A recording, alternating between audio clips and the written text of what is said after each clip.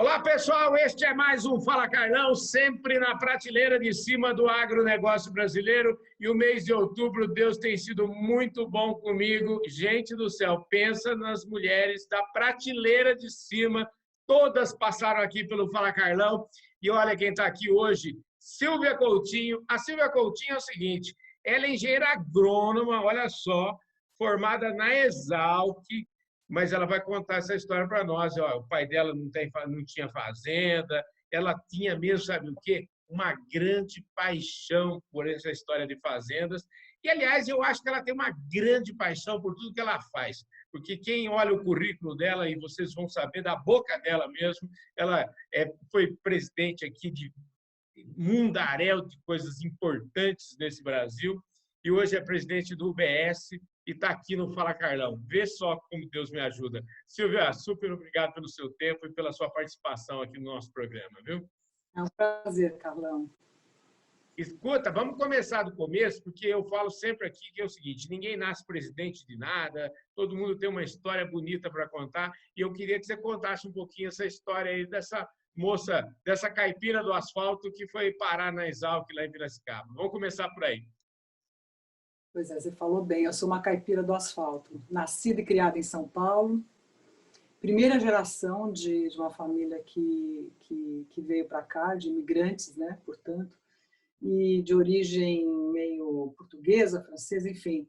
E eu fiz todos os meus estudos em São Paulo no Colégio Francês, no Liceu Pasteur. Eu fiz meus estudos desde o jardim de infância, né, até o último ano, que é o bacalaureat, mas desde pequena eu sempre tive paixão por tudo ligado ao campo, mato, planta, bicho, enfim, e meu pai também, para ser muito sincera, né? Meu pai também tinha essa, a gente sempre falava que um dia a gente ia ter uma fazenda, que a gente, então foi alimentando esse sonho, e eu diria que aos 15 anos, provavelmente, de idade, eu resolvi que eu ia fazer agronomia.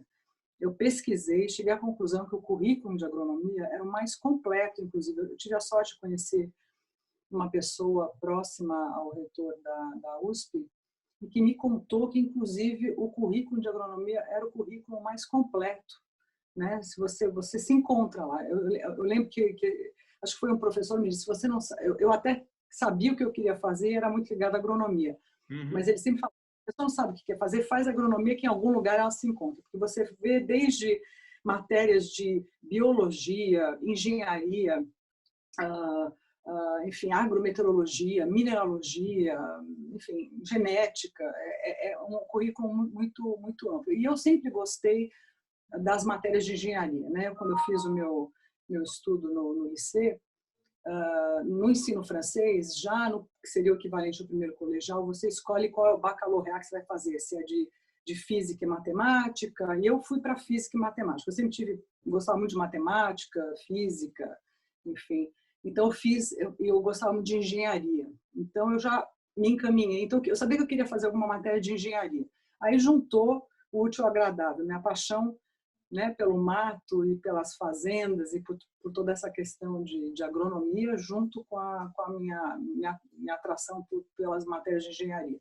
E assim foi, e entrei, portanto, eu só prestei para a Exalc, na verdade, não prestei para mais nenhuma, era ali que eu queria ir, foi para ali que eu prestei, e consegui entrar. Então, foram anos fantásticos da minha vida. Porque tem outra coisa muito bacana, é que quando você, diferente dos meus amigos em São Paulo, que foram para outras faculdades aqui, né, e que ficaram morando na casa dos pais, eu, obviamente, saí da casa dos pais, né, tive aquela experiência de campus, né, além do que o campus da Exalc é uma coisa maravilhosa. Eu fui morar em República, em a festa. Então foi uma experiência muito bacana de vida, inclusive. Aliás, eu digo que os amigos da Exalc são muito unidos, acho até por essa experiência. E tem um fenômeno muito interessante também, que precisa ser estudado um dia desses. Todos os casais, eu conheci meu marido na Exalc, também é engenheiro agrônomo, nós nos conhecemos lá e estamos casados até hoje. Aliás, todos os nossos amigos que começaram a namorar na faculdade, com, né, os agrônomos que casaram. Então, são os poucos casais que eu conheço até hoje que estão casados até hoje. Então, tem algum fenômeno que só a Exalc explica e a gente tem que entender um dia o que é isso. Eu vou corroborando com essa sua afirmação aí, né? Na verdade, eu entrevistei outro dia aqui o Dr. Fausto Pereira Lima, e o Dr. Fausto Pereira Lima é formado lá na Exalc em 1954 e conheceu a esposa dele. Ela não estudava na Exalc, mas ela era uma piracicabana, entendeu? E ele conheceu ela lá e estão casados até hoje, acho que estão mais de 60 anos de casado. E o doutor Fausto está com 90 anos e deu uma entrevista ótima esses dias mesmo aqui no Fala Carlão. Então, realmente, a Exalc é um palco de muita qualidade, viu? Ô, Silvio, agora me fala o seguinte, como é que é? Porque na Exalc a gente vai lá para estudar agronomia, como você falou, você já deu umas pistas aí de que lá a gente se encontra e tal. E quando que você falou assim, eu quero trabalhar no mercado financeiro? Então, quando eu estava, nas matérias que eu fiz, eu me interessei muito pelas matérias de economia. Tinha um departamento de economia forte lá na Exalc, e eu fiz todas as optativas do departamento de economia e ganhei o prêmio, né? No final, quando você se forma, né? Dependendo das notas que você tem, eu ganhei o prêmio do departamento de economia e fui convidada a fazer um mestrado em economia na Exalc, né? Uma pós-graduação, até pelo na época, que foi meu orientador. E eu topei fazer esse mestrado. Na verdade, né, acabei não terminando o mestrado, eu vou explicar por quê, mas eu topei, então eu fiquei tempo, né? Depois de formado, eu continuei em Piracicaba fazendo esse mestrado em economia. Eu fiz as matérias, mas quando chegou no momento de fazer a tese, na época o Citibank tinha um departamento grande, inclusive, né, de crédito rural. Naquela época, né, os bancos tinham uma obrigatoriedade de emprestar crédito rural baseado depois mudou sobre depósito. Naquela época era sobre crédito. O Citibank era um banco que tinha, até pelos volumes de empréstimo que tinha no mercado brasileiro, uma carteira grande, e eles normalmente buscavam talentos na Exalc. E meu orientador, aliás, não era nem meu orientador, era um professor muito conhecido da Exalc chamado Vavá, me recomendou para o programa de trainees do Citibank. E lá fui eu e acabei entrando, e aí no final não consegui, foi tão intenso que eu não consegui terminar. Por isso eu nem coloco no meu currículo, mas eu fiz uma pós em economia na Exalc que no final eu acabei não fazendo, não terminando a tese, mas claro que foi de qualquer maneira muito interessante, muito válido. E eu então comecei no Citibank, no programa de trainee. Eu tinha muito interesse por economia, me fascina, né? Mercados, enfim. Não é à toa que eu estou nesse mercado há tanto tempo. Mas foi assim, e para mim, porque eu era também meio internacional, falava várias línguas, né? Eu falava francês em casa, inglês, enfim.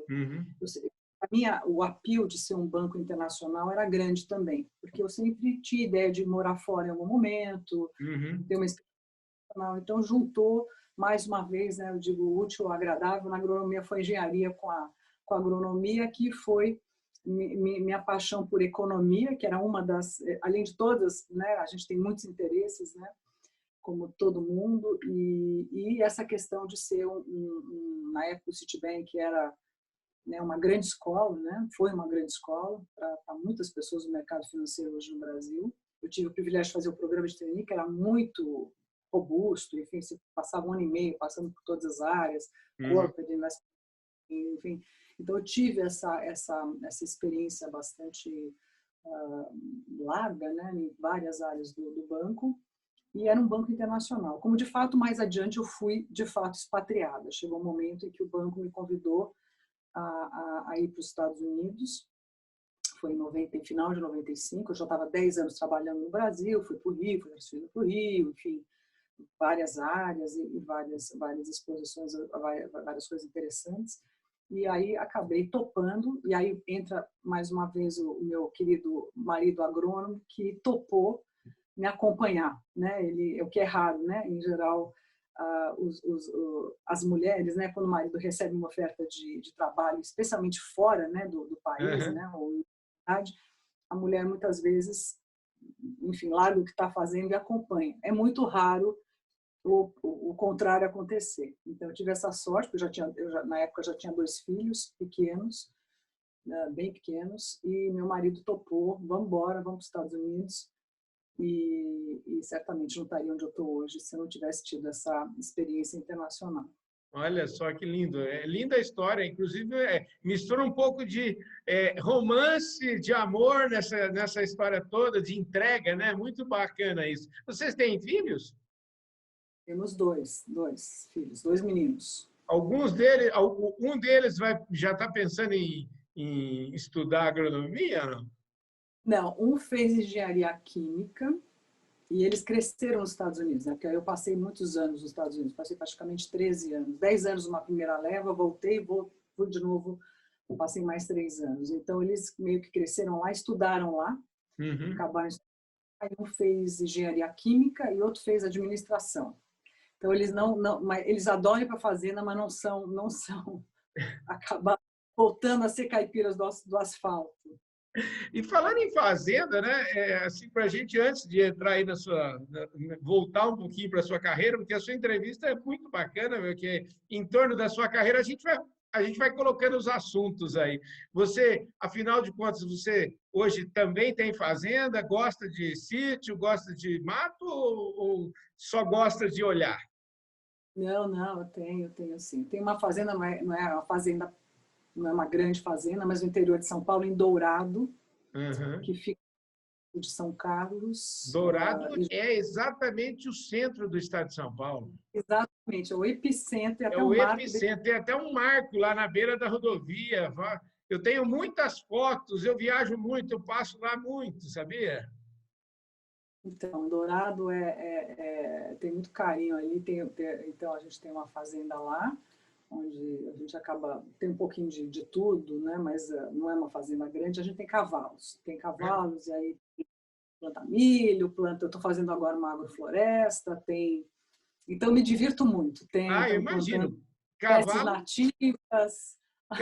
cavalo é garantia de diversão pura. Você tem que raça lá? É Tennessee, é um machador Tênis. americano. Ah, Então, tem uma certa mistura, mas eu diria que tá mais para... Tem vários puros Tennessee. Eu diria que hoje a tropa, mais ou menos uns 60 cavalos, e a tropa é prioritariamente Tennessee. É um cavalo muito gostoso para passear. É olha um só, eu cavalo... quero conhecer uma hora dessa. Você me convida que eu quero ir lá na fazenda conhecer esse cavalo. Já está convidado. Com E aí, certeza, e você deve ser talvez uma das poucas criadoras dessa raça aqui no Brasil. não é comum, né? Não é comum. Tem poucos criadores de Tennessee. Mas então tem isso, eu me divirto bastante. E agora meu marido também, né? Porque obviamente eu invento coisas e ele tem que cuidar depois, porque com o trabalho que eu tenho no banco eu não tenho tempo de cuidar. Então, digo que eu arrumando sana para ele se coçar. Mas eu gosto muito né, estava na fazenda, voltei ontem, inclusive, estava lá, porque agora com essa história da pandemia, o bacana é que a gente pode trabalhar de qualquer lugar, né? Pois é, Então, isso que... escritório lá é uma Uhum, maravilha. Eu vou lá, semana trabalhando lá, eu não acabo não saindo do meu escritório, né? Que dá muito uhum, tempo de eu botar a cara para fora. Mas pelo menos quando eu saio, tem aqueles pássaros, tem, né, essa uhum. vida de fazenda, esse ar puro, uma horta linda, então é muito gostoso. E, enfim, vou muito também aqui para a Serra da Cantareira, onde eu tenho uma... Então, quando não dá para fugir até a fazenda, que é longe, né, são 300 quilômetros de São Paulo, eu fujo Uhum. até perto, mas para mim, eu me recupero fora da cidade. Eu preciso ir para o meio do mato para me regenerar.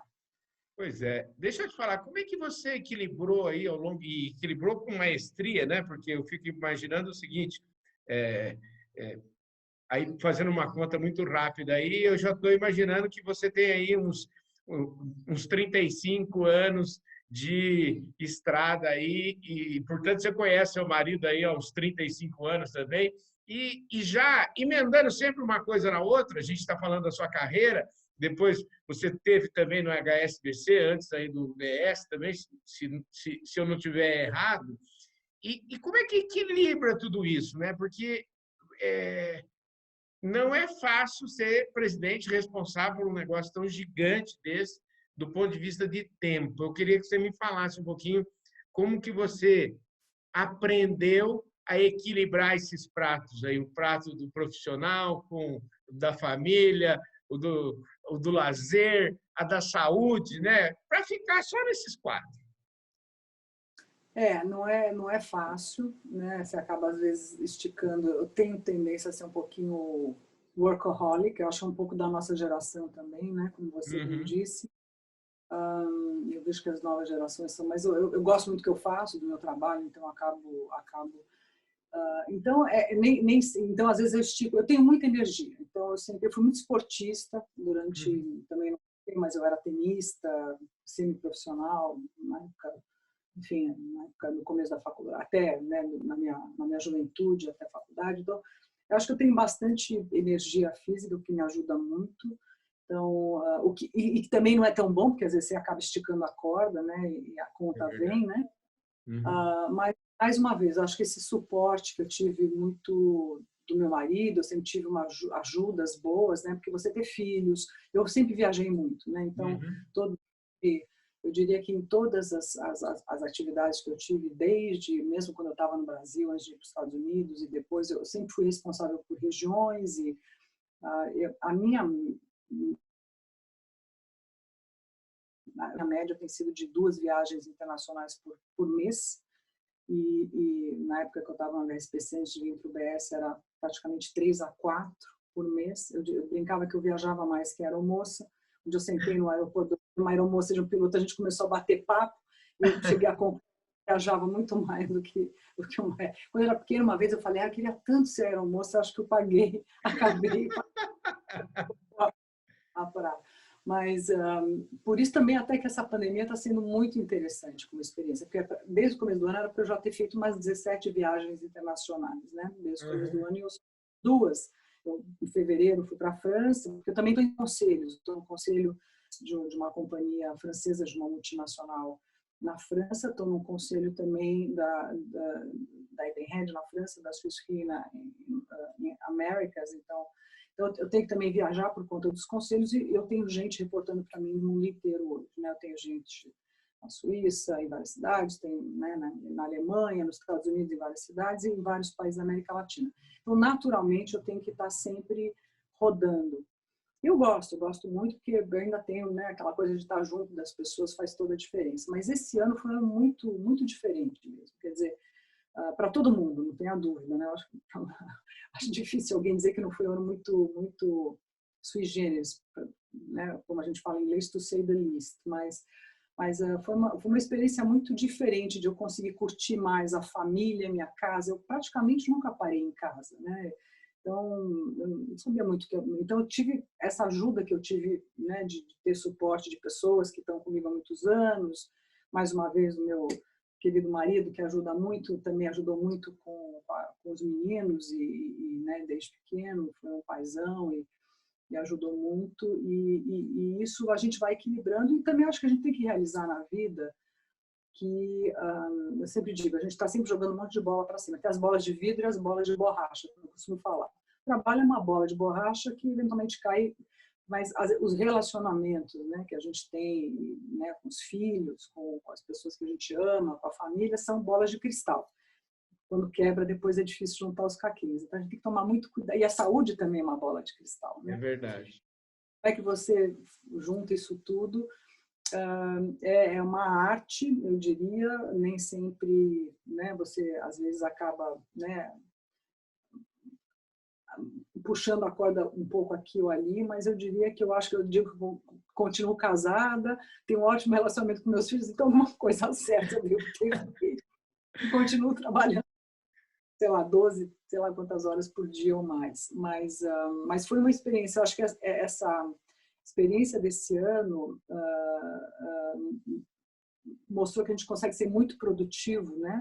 Sem eventualmente entrar nessa roda viva de viagens, né? Então acho que isso vai mudar bastante. Eu acho que a gente vai conseguir estar mais próximo das pessoas de maneira virtual. Eu não tenho dúvida disso, viu, Silvia? Eu falo assim, eu viajava bastante, não internacionalmente, mas dentro do Brasil, eu praticamente viajava, acho que 25 dias por mês. Eu nunca imaginava que seria possível. Eu tenho 55 anos, eu nunca tive um cachorro e eu tenho um cachorro agora. Eu comecei com um, hoje eu tenho 6 cachorros. A minha vida mudou completamente para melhor, eu diria. Estou enfurnado aqui numa fazenda no interior de São Paulo. Então, a vida sorriu demais para mim aqui, viu? Eu acho que a gente conseguiu coisas muito boas. Ô, Silvia, deixa eu te falar, a conversa nossa é excelente, a conversa ótima, eu estou adorando, mas a gente já está caminhando para o final da nossa prosa. E eu queria que você falasse um pouquinho para mim do seu atual momento. Você é presidente, responsável por uma operação gigante aqui no Brasil, do UBS.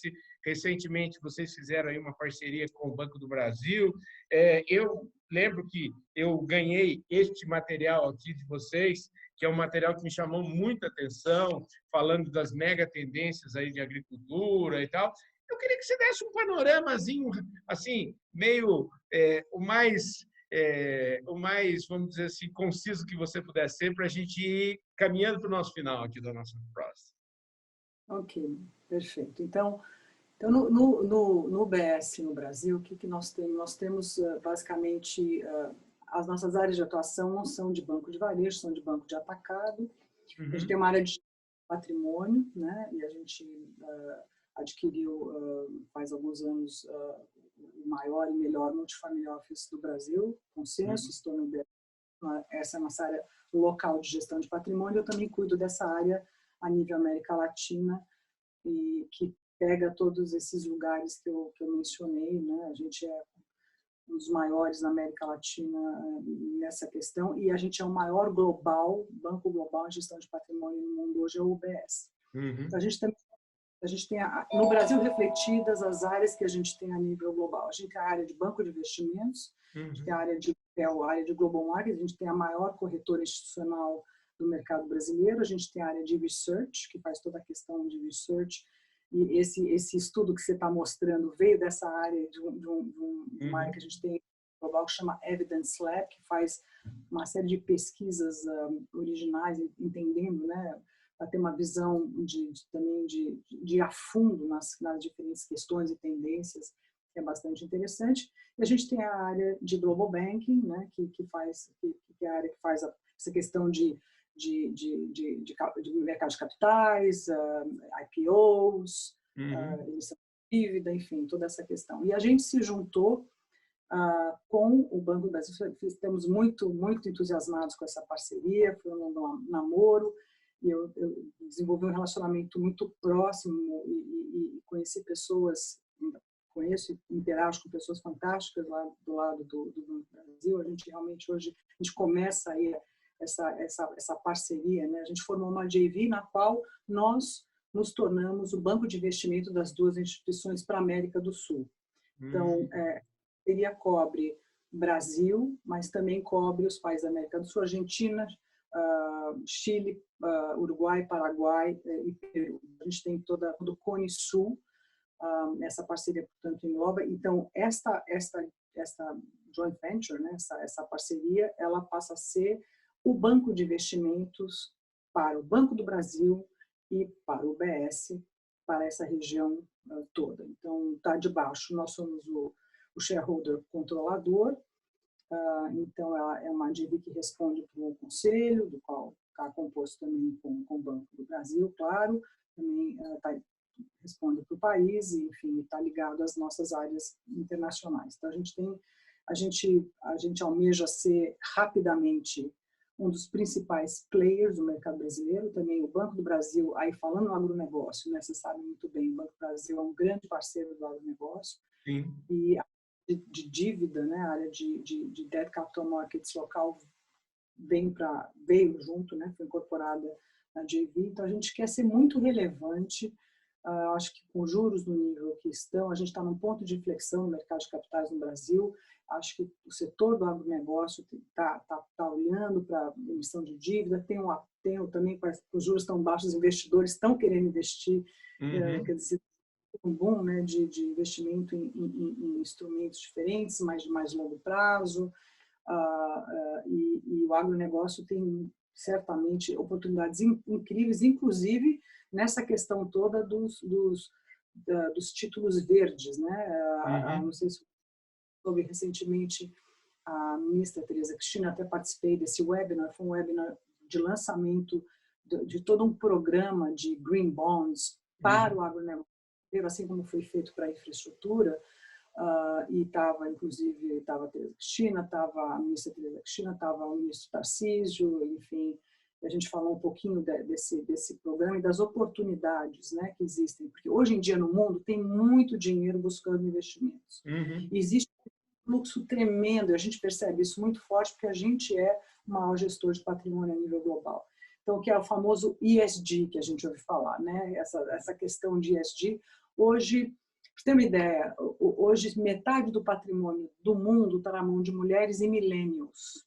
Uhum. E mulheres e millennials têm uma visão de muito longo prazo e querem investir os recursos de maneira a criar externalidades positivas. Então, não basta só ter um retorno. Eu quero saber que eu estou investindo em uma coisa que vai ser benéfica para o planeta, ou que tem uma questão de social, uma questão. Então, existe a gente percebe muito fortemente, e, portanto, para o agronegócio brasileiro, a oportunidade, a gente quer, nessa parceria, ser o que a gente fala de best in class de consultoria nessa área de ESG e de green finance. Acho que o Brasil tem a condição de ser o líder mundial em finanças verdes. A gente tem os maiores ativos ambientais do planeta, não tem razão nenhuma para a gente não ser o líder nessa área, e a gente aí, com a nossa parceria com o Banco do Brasil, a gente tem uma das nossas missões é isso, é uma agenda muito forte para mim, essa agenda também da gente valorizar os ativos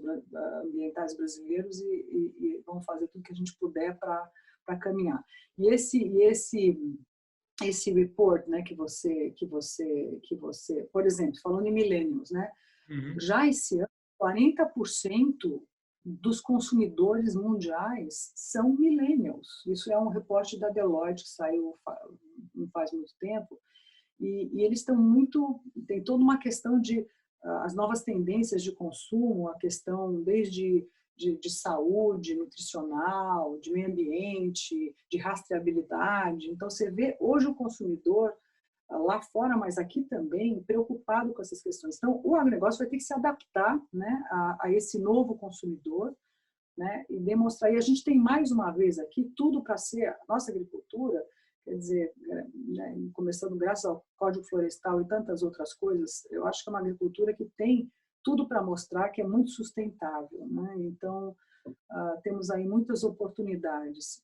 Você ter uma ideia, hoje, na produção global de alimentos, a produção global de alimentos é responsável por 40% do uso da terra a nível mundial, 30% das emissões a nível mundial, não, isso não é só Brasil, é a nível global, e 70% do consumo de água. Então, é uma atividade que está muito linkada também a essa questão de sustentabilidade, de preocupação do consumidor. Então, especialmente no Brasil, que é a nossa vantagem competitiva, não tenho dúvida, né? E que é uma agricultura que cresceu com produtividade, com incorporação de tecnologia, quer dizer, eu sempre digo, eu tiro o chapéu para o agronegócio brasileiro. A gente, juntando essas tendências todas, a gente tem uma oportunidade enorme aí de alavancar isso e de levar o agronegócio, continuar, né, porque já vem crescendo a taxas chinesas, né, nos últimos anos, mas continuar e sendo, né, como já é hoje, o líder. E como diz meu querido amigo, que eu gosto muito e admiro muito, Roberto Rodrigues, agro é paz, né?